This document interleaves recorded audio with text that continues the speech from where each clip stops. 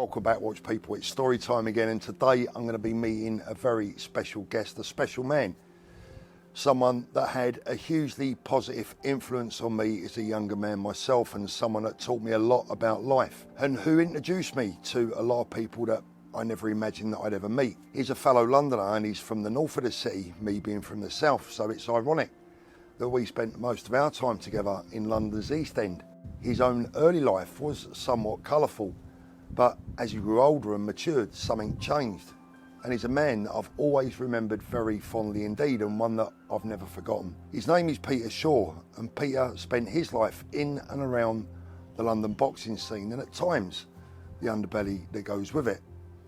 And back in the 1980s, Peter and I were inseparable as friends, attending many professional boxing tournaments and events around the country together. Now, I haven't seen or heard a single word from Peter since 1989, when our lives took a different path and we somehow lost contact. And today we're going to be meeting again, and we're going to be speaking again for the very first time in 33 years. And Peter is going to tell us not only his own story, but what he remembers about me as a young man in my 20s in and around the world of professional boxing.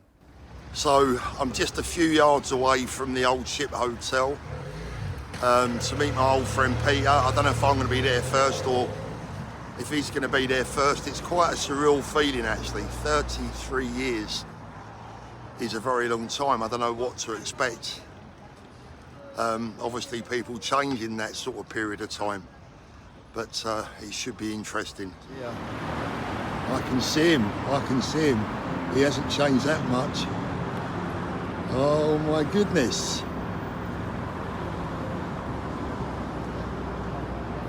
Oh my goodness, he really hasn't changed that much at all.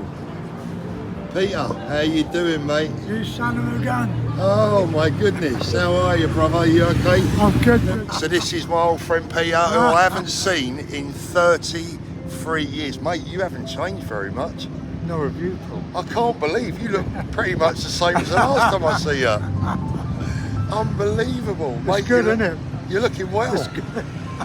You're looking good, Paul. You're looking really good. I can't believe it, mate. It's so lovely to see you, Peter. I've really been looking forward to today so much. Me too, mate. Mate, so much. It's just... Me too, for the last couple of 3 weeks. It's been a good look forward. Yeah. And here we are. Well, I'll tell you what we're going to do. We're going to get... We're not going to actually talk too much now between now and when we get actually on the camera. We're going to find somewhere to sit down, and then we're going to have a good old chinwag, mate. But it's great to see you. That sounds like a good policy. And I'm going to buy you dinner. How about that? Oh, that's a better policy. Let's do it. Let's do it. Let's do it. So Peter, unbelievable to see you, mate. I can't believe how well you look. And I got to say ditto. Thank Snap. you, mate. Thank You're you. looking great. You're looking great, Paul. Thank you, mate. Well, it is 33 years since we've seen each other. I don't know why. I kind of know why we lost contact. So I got out of the boxing world. You lived in Hertfordshire at the time, and I was living a lot further south. I met my wife shortly after the last time I saw you. Good. We've been happily married for like 32 years now. Fabulous. Mate. Well, personally, my life took a bit of a different direction. I went to a different part of the country, which is another reason people falling out of touch, you know. Yeah. But you always come back to roots, don't you? Yeah, you do. You never forget old friends. You might not see them, you might not know where they are. You don't forget them. That's part of who you are. I want to say it's actually almost a little bit emotional for me meeting you today, because I lost my dad. Not long after we didn't see, after we lost contact. And obviously he was the number one man in my life, meant the world to me. And Mum? And my mum. I lost my mum in 2010. You met my mum and dad, I don't know if you remember, but you did. A few times. Yeah. And I always said to my mum and dad that behind my dad, you played a major role in my life. I don't know if you know this. Get out of it, No, Pete, honestly, you played. I always say, if anyone was around to tell you, I can honestly say, I'm not just saying this for the camera now, but I've mentioned you a lot of times over the years, and people say to me, you know, Paul, who played the biggest influence in your life when you was a younger man? And my dad was number one, and you were number two. And that's nice. And that's something. Thanks, Paul. Well, I mean it, mate. I mean it, you know, because you are a man of a similar sort of background to myself. You know, you readily admit that in your younger days you could have gone the wrong way, and at times perhaps did go the wrong way. But I think I met you at a very important time in my life, Peter. I was in my mid-20s, a young, impressionable man looking to get into the world of professional boxing, and you really were responsible for getting me to the point of where I got. And whereas I could have maybe turned left and mixed with the wrong people, I found you, and what you gave me was a steadying, calming, mature influence that had been there, seen it, done it, worn a t-shirt. Well, that's a really rare thing for any man to hear. That's lovely to hear. I mean it, Pete. You know, you reaffirmed for me. I mean, you came from, you knew the people that I wanted to know, and you'd mixed with people that I would be scared of mixing with. And we'll talk a little bit about that later on. But they were pleased to meet you and all. They were pleased to meet me. They were pleased to meet you and say hello to Paul Thorpe. But we had, you know, I just wanted you to know, you know, and I've always wanted you to know, I thought one of the things before the end of my life, I must contact my old mate Peter and tell him what you did for me as a human being. You taught me a lot. For what it's worth to you, mate, you taught me a hell of a lot. That's gratifying to know. And it made me a better man as well. I've always considered myself, hopefully, to be a decent human being. But you certainly, along with my parents, played a major role in that. Well, I think if you use any experience positively, you can benefit from it. And it's down to yourself. It's who you are inside. Yeah. How you use experiences, how you use encounters and periods of your life. If you don't use it, that person's been no influence to you at all, is it? Exactly. It's down to you, man. Yeah. I think when I first met you, I thought, like, this guy is like clearly from a background where he doesn't need to be friends with me. You know, why is he being friendly to me? And I was a little bit, at first, I was a little bit not suspicious, a little bit dubious, because, you know, I just didn't understand that sort of warmth and friendliness and trust and level of trust, particularly. But I quickly realised that actually you had this massive heart, and you was prepared to pass on your life experience to benefit me. And I want to, you know, just tell you how grateful I am, how truly grateful I am for that. I mean, I don't know if you remember, Pete, I'm not even sure that I do, but how did we even first come across each other? Do you remember? Did we meet at York Hall, Bethnal Green? Or?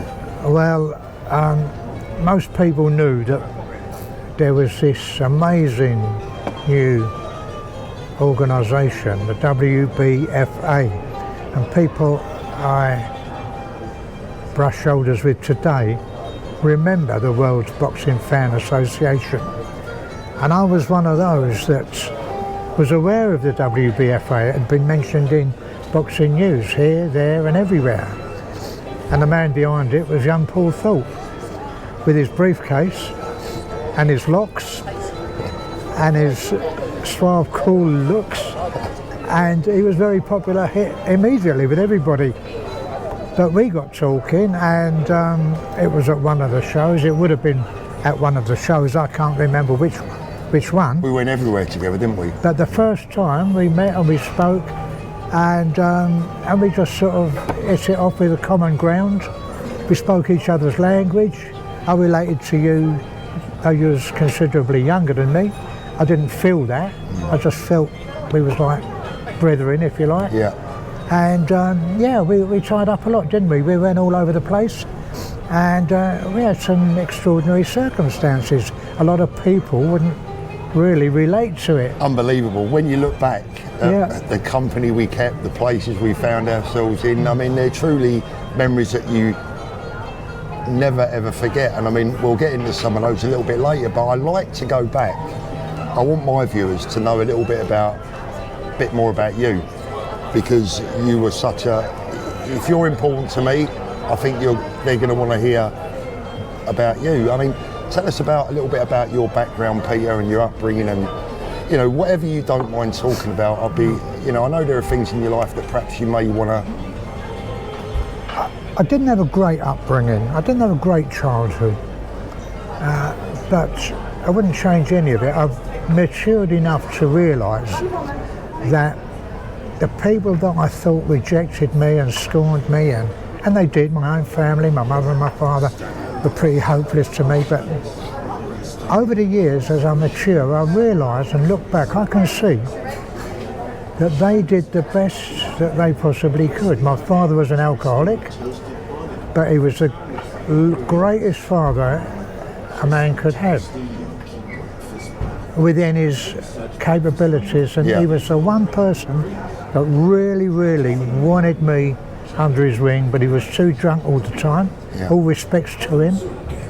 He was too drunk all the time to really be what I think he would have liked to have been, but he was great. All my life, he was great. He was there at every turn, drunk or not. And I say it with respect because I love him. My mother, she married another man. They divorced because of his drinking.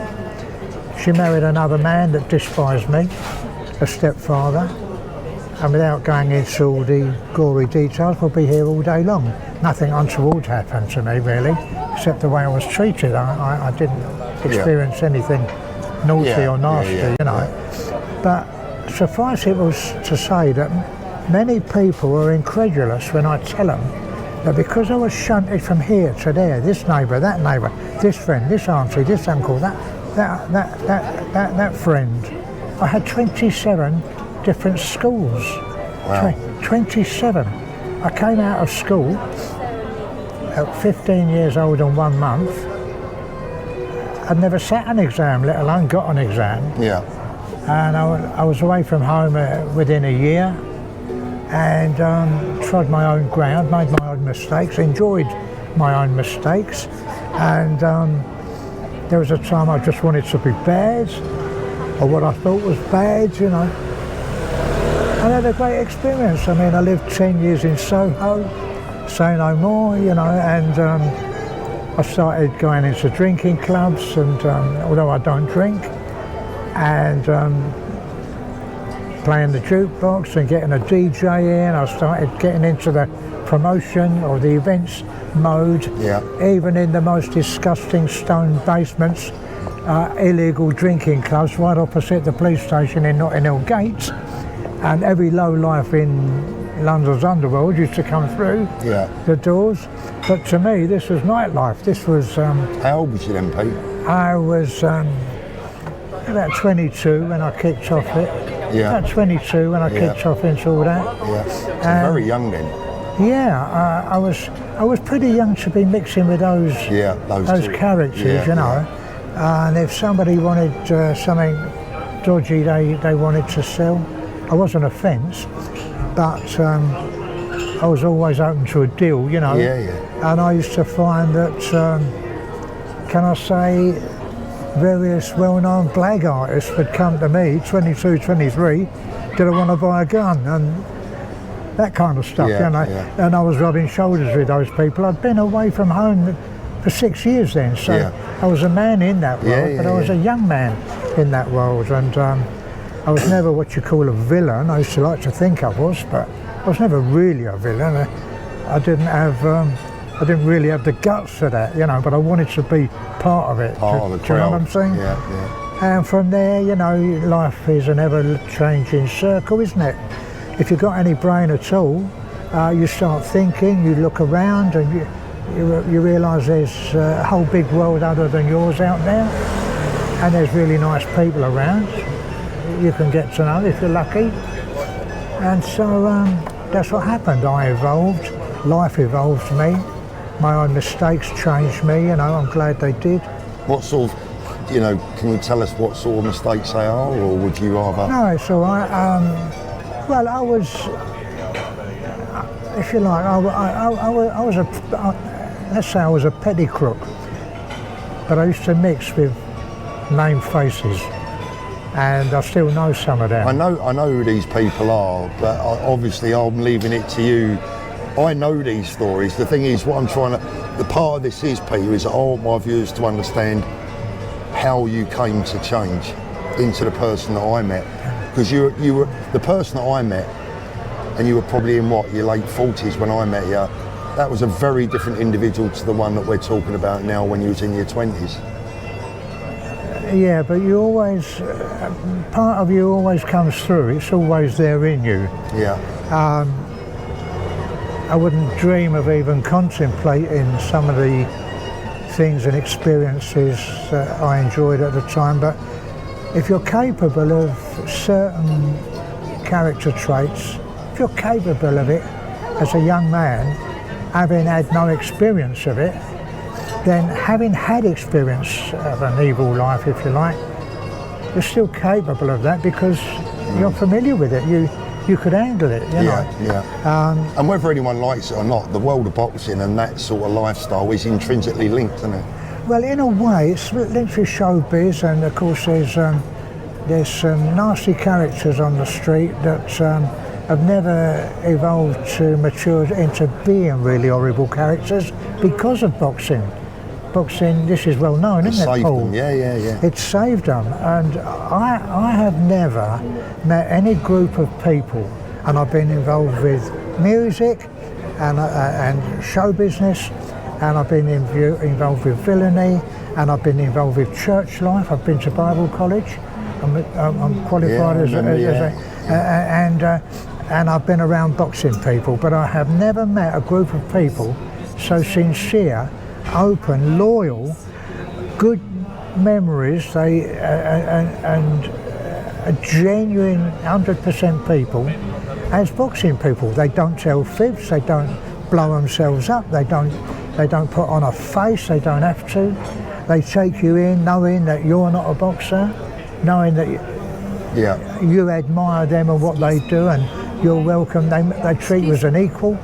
Wonderful people, absolutely wonderful people. I know that there's the odd black sheep in every walk of life, I know that, and I dare say if I searched hard enough, Paul, I could pick one out or two in the fight game. But nevertheless, altogether, I've been called a diverse kind of a person. I've had a diverse life, and I just love life. I feel like my name's Peter. I feel like Peter Pan. I don't feel that I've grown a day older than 40 years old. You know, I don't feel that I'm growing old. I don't feel that I'm heading towards the final, my final step. I don't feel like I'm ever going to die. I know I am, but you know, I'm just the youth. Are you guys getting to understand why he had such a positive influence with me when I was younger? But I mean, you know, I know that you had involvement with some of the biggest names in South and East London, the big names that people talk about. And they kind of liked me. I was with them. I wasn't like them really, but they thought I was a bit like them. Because in that world, it's all reputation and building a rep and being seen with the right people and talking the right language and acting the part, and you become that part, you know. But without actually really being it. Without actually really being it. I did get in trouble with the police at 20 years old, and I went down over a gun offence, over a shooter offence. So I was on the right road. And I was in the right company, you know. And when I came out, I was met by a couple of people, you know, name faces, and it was a particular person. You asked me how I made the change. First of all, you can't make much of a change out of poverty. When you're struggling and ducking and diving, it's very difficult to break that mould. And my mould was broken by a guy, I don't suppose I'll mention his name because he's alive still, and he's a good close friend of mine. I don't see him much, but I've seen him a few times in the last 5 or 10 years, and he put a couple of little tickles my way that enabled me to buy my first house. Legal or illegal? They weren't legal. One of them was here in UK. One of them I had to go abroad for it, to do it. And when I came home, I was able to buy my own house. Wallop, I was on the ladder. I felt $1 million. I felt as good as anybody out there, you know. Yeah. I didn't resent them for having what I didn't have. Yeah. And so I was changing, wasn't I? I was changing. But it felt of some kind of villainy, you might say, you know. I did a little something that not a lot of people would want to try. Yeah. Do you want to talk about that, or are you going to keep it? It wasn't involving drugs or anything like that. Don't like drugs. I don't like anything to do with drugs.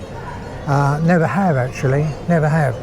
But it was, I turned over a little firm I was working for that I was put onto by this associate of people. Everybody knows who I'm talking about. And I was put onto this little tickle by this character. He gave me 2 or 3 nice little numbers, you know. Nothing of the magnitude of this. But now I was able to buy my own place. It meant travelling abroad, and it meant travelling abroad a dozen or 14 times on the same kind of business. And at the end of the day, I thought, we thought, had enough of this. I'll give myself a bonus while I'm ducking out. Give myself a bonus. Nobody's hurt, you know. Nobody's upset. Nobody. Thank you very much. There we go. Thank you. So you're in your 20s and you're sort of like really mixing with the wrong crowd and getting yourself involved in stuff you shouldn't have been involved in. At what period did you start to leave all that behind? Well, although you don't intrinsically change inside, a few quid gets you thinking differently, and I had that little tickle overseas and it enabled me to buy my own house, and so I stopped resenting everybody that had more than me. I began to feel equal with society. But it grows in over a couple of 3 years before you really feel like sort of normal with normal people, you know. And it takes care of itself, but I don't think it's very easy if you're always scrabbling around for a crust and you can never get ahead of the bills and all that. So if you can't get ahead of the bills, you start knocking the bills, don't you? If you start knocking the bills, you start moving house every 5 minutes. It's not a very good, not a good lifestyle. So as I say, you know, when you get a leg up or a step up, it doesn't take a lot of change in yourself, because the circumstances are changing you. Because you're not inherently evil inside, you make yourself that way because of circumstances. It's the way I see it, you know. But if we move forward a little bit, Peter, because like you've always been around boxing all your life pretty much. And what do you remember about me as a young man and my involvement in the boxing world, and what do you remember? Because I mean, I have my own memories, but it was a long time ago now. Well, to me, it was, you represented something really refreshing and new and fresh, in as much as here was a young fella that really had an insight into world boxing, a deep interest in and respect for the fighters and for the sport as a general whole. And normally, people in their 20s and 30s, with all respect to them, those that go to fill out the Albert Hall or Wembley, they're not really, they like to watch a fight, but they're not really boxing aficionados, and you were. And that was quite rare in a young guy, and that attracted me. I admired that, I respected that. I first came into a serious interest in the fight game through my dad. His name was Barney. I always called him Boozy Barney. But he used to tell me when I was 8 years old about Jack. Jack Dempsey. Excuse me, I'm knocking it a little bit, everybody. But yeah, Jack Dempsey, and it was magical language to me, and I saw that magic in you as I grew up, and that became a serious interest. I saw that you had the same seed of that same seed, you know, of true interest and respect. Respect. Young fellas don't have a lot of respect. They're up for the fight game of fighters, but they don't really have an appreciation and respect of what they go through and what they do, you know. And so that was my first impression. Then I met your folks, and I realised what a strong family man you were, and I recognised that you'd been very nicely brought up. I figured, and I saw a nice upbringing in you, and a nice wholesome family from a proper family environment. And I saw what really came through to me, Paul, about yourself was that real strong, you had a bond with your dad. You had a real bond with your dad. And I hadn't had that with my dad. He had it with me, but I didn't feel it towards him at the time. And what I saw between you and your father, I wanted that for me, you know. And I didn't have it, but it was a catalyst for me looking at my dad a different way. Yeah. And that was a big influence that you had on me, coupled with the respect I could see that you had for fighters. Yeah, very much so. And I think I was lucky because, you know, I came from nowhere, you know, and I think it's fair to say that didn't do too bad, did we really? You know, I mean, we broke some ground. Yeah, we had a lot of influence, and we met a lot of people, and I think we had the respect of, you know, there was two main camps back in the day. One of there was, you know, Mickey Duff, and there was Frank Warren, and we kind of, you know, was able to work with everyone, and we did okay. Well, Mickey Duff and Terry Lawless, you know, we used to go to Terry Lawless's gym. Yeah. You were the only person that he allowed to film in the gym of training sessions and that. Bruno sparring and training with Horace Notice. And Gary Mason. Yeah, there's God a blast from the God rest his soul. Rest his soul, yeah. That was an enriching experience for me, I guess for you as well. But Terry would let you be the only person. He never allowed cameras in that gym. Never allowed cameras in that. But he did for you, because he respected that you were working for the fans, and that between us we had an interest in presenting root sawdust boxing as it really is to the fans. And we weren't in it for money, so to speak. And there wasn't many, I've got to say, for the viewers watching, I'll tell you now, there wasn't many people involved in the world of boxing that this man didn't know.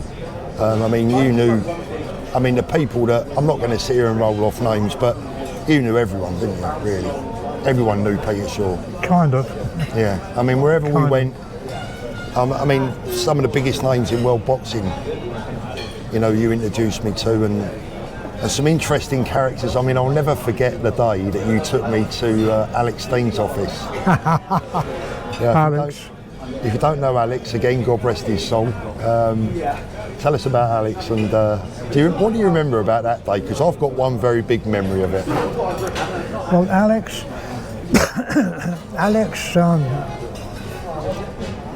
the world doesn't realise, but Alex was a really influential person in what's seen as the underworld, and he took care of all the business. When the twins went away, everything went through Alex.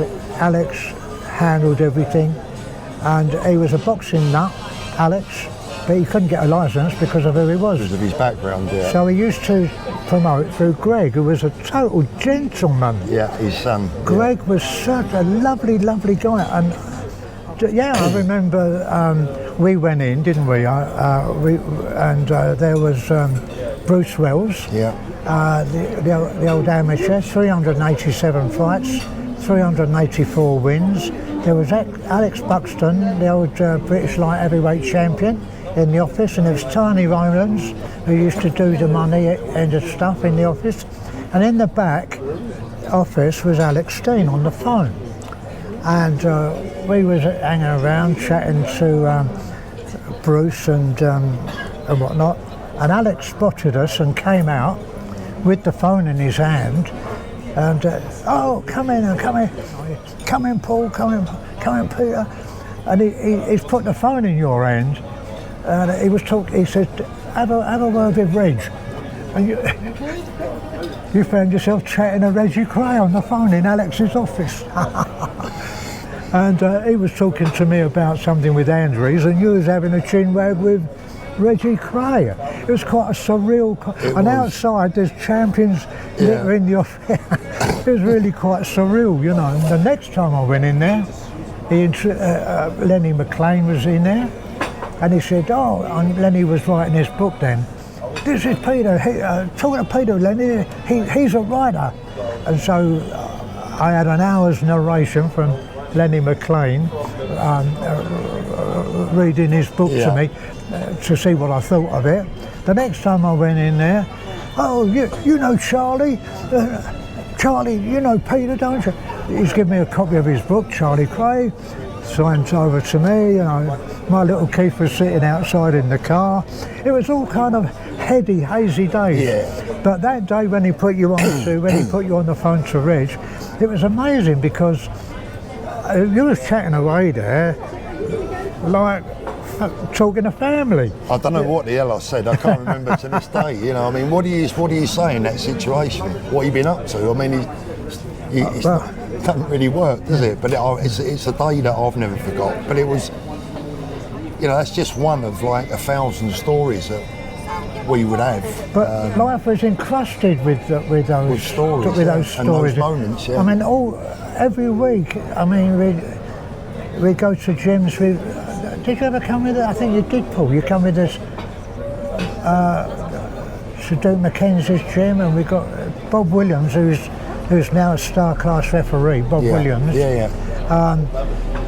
Because I used to know Bob when he was an amateur, 14 years old, and used to take him out training and get him sparring with champions. You know, him and another kid called Terry Lawless.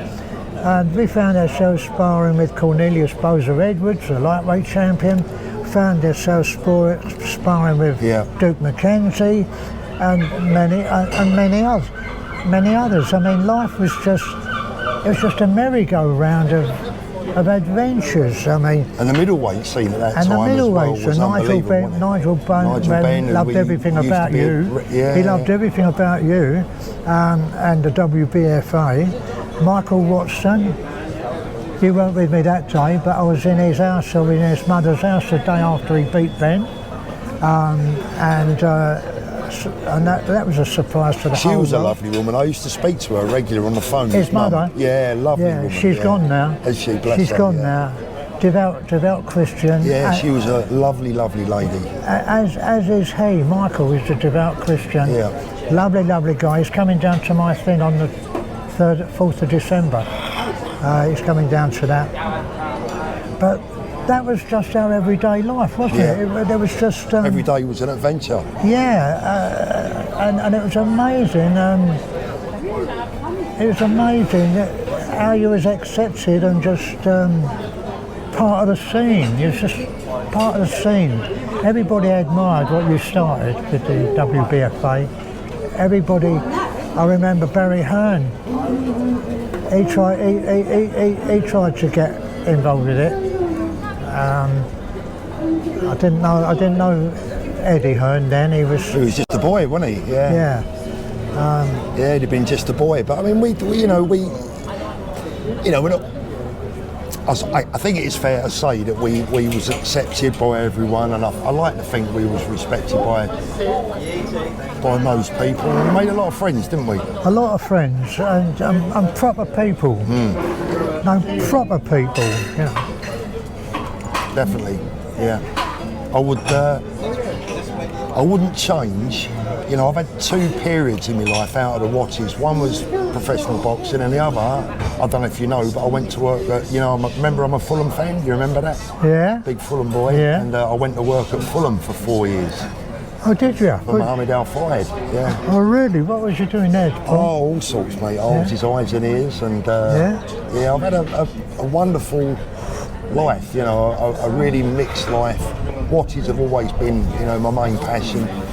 And what I've tried to do, Peter, since I've retired from watch dealing, is I've tried to bring the community together. I suppose part of this video is to show my viewers that what I do now is not that different to what I was doing in my 20s, just in a different sphere. You know, bringing people together, trying to do the best for everyone that I can. I think I did that back in the 80s with reasonable success.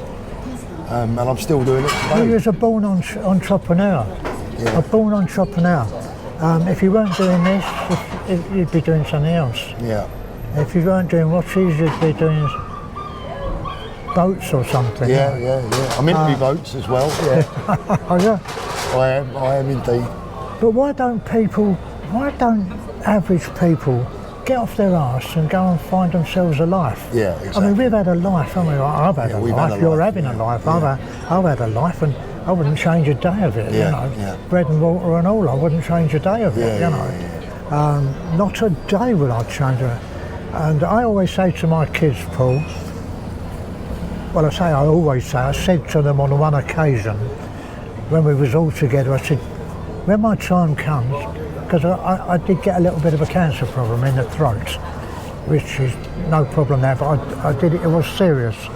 And I said to them on this day, I said, look, when my time comes, I don't want none of you feeling sorry for me.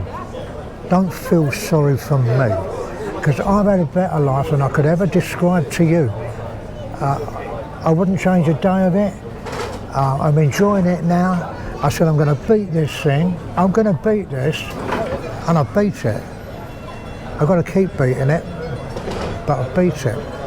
And I said, I've had a great, great life, so no one sit around feeling sorry for me. Now, if only everybody could say that to their kids. Yeah. I've had a great life. I regret nothing. I'm thankful for every day, the good and the bad. And the bad made the good good. And, look at it that way and live that way. But if you're going to sit at home feeling sorry for yourselves, living on the dole, getting fat, eating crisps all day, you're not living, are you? You're living, Paul. Yeah. I like to think that I've been living and I'm still living. Yeah. I'm still playing rock and roll records at rock and roll clubs. Yeah. I mean, on my 82nd birthday, my boy was taking photographs of me, bopping around with the girls as a way to celebrate my 82nd birthday. You know, I mean, it's fun, isn't it? Have you guys got it now? Have you guys understand? I mean, look, you've had the benefit of having Peter in your company for about about an hour or whatever the length of this video. I sat in the car and at shows up and down the country for 3 or 4 years with this gentleman in his company a lot, and his conversations and his philosophy in life can get very deep, but it's always been sincere, and this is one of the reasons, Pete, why I learned so much from you. You know, I think the viewers will have an idea of why I learned so much. Well, we all learn from somebody. You can't learn anything unless you learn it from somebody. Whether they're aware of that, whether they're responsible for that. If they're not aware of it, they're not responsible for it, are they? But vibes come out of people, don't they? And anybody else in their company or in their sphere who's got a brain, who's got a mind, can appreciate something that's coming out of another. They can appreciate. And if they can't, they can't, you know, and you're just one of those sensitive people, Paul, that that understands about things and people and the way things are. And you can appreciate, if there's anything in somebody to appreciate, you can appreciate it, whereas a million can't. I think you know, Paul, don't you, that I presented Ali, Muhammad Ali, at the Grosvenor House Hotel in 1977. And every champion in England was present. It was a massive promotion, absolutely huge. And Alex was greatly influential in helping me get that all together. These were like transatlantic connections, weren't they, between the UK and the United States? Yeah, and Muhammad Ali, everybody knows that he was the greatest, but he was the greatest gentleman as well, and he was the most accommodating, helpful, great man. I spent a lot of time with him, got to know him pretty well, and this was around the time he fought Ernie Shavers in the Garden, and who we had over in the UK later on. In the UK. Yeah. And Ernie stayed in England for a little while after that. He did. And he became a doorman at a Liverpool nightclub. And I was introduced to Ernie after all that period by a light heavyweight from Liverpool called Kenny Rainford. Yeah. Really nice guy. I remember Kenny, yeah. We buzzed around, we went here and we went there, me, Kenny and Ernie, and he came into little Manchester pubs and introduced himself to the old timers and the old coal miners, and he was just so magical, he was marvellous. He was Ernie Shavers, but when Ali was fighting him and preparing for Shavers, that's when I knew, that's the period I knew Ali. And it's never been said, but I know that he had the Parkinson's before he fought Shavers. He had it then, because I was in his hotel room for long periods of time. Yeah. And he was shaking and even then. And how he put up with the attention and the demand for attention while he's trying to train for a fight with someone like Shavers under that condition of having Parkinson's, and he had it then, although it wasn't published or mentioned for some time afterwards. Made me see what a great man he was. The time and the effort he put in on my behalf, simply as a fan, and somebody that wanted to support him. I found a lot of people in boxing to be like that. That's one of the reasons I enjoyed being around it so much. A lot of good people with good hearts. As I said from the beginning, I've still never met such sincere, genuine people as boxing people. Yeah. I want to really end it by just saying, or bring this interview to an end by saying, I truly meant every word that I said earlier. It's been an honour for me to have had you in my life, Peter. I really mean that. 33 years. Take no notice of him. No. Anyone that knows me will always, anyone that knows me well knows your name, because I've always spoken about you. I think you've been a great example as a human being. I know what a great dad you've been, and that means a lot to me. I know we was in many, let me tell you, there were times when we were out and we could have gone partying and you could have gone off with whoever and you could have gone partying, but no, you went home to your boy, because that was the most important thing in your life. And I admired that immensely. That, to me, that made you a real man. Well, family is life, isn't it? Life's not much if you don't appreciate your own family. What kind of a thing are you if you don't appreciate and want your own family above everything else and anything else? people should be a little bit more family. Definitely, definitely. Well, I know that the viewers will enjoy this today, Peter, and I want to say thank you so much, mate. You know, it's been an absolute pleasure, and I don't think that either of us have got the time to wait another 33 years. So we better do it again soon, mate, I think. Yeah, we're going to keep this link living. This time we're not going to let it go. We're not going to. People are too fond of letting valuable, priceless friendships and experiences go. They just let it go. Yeah.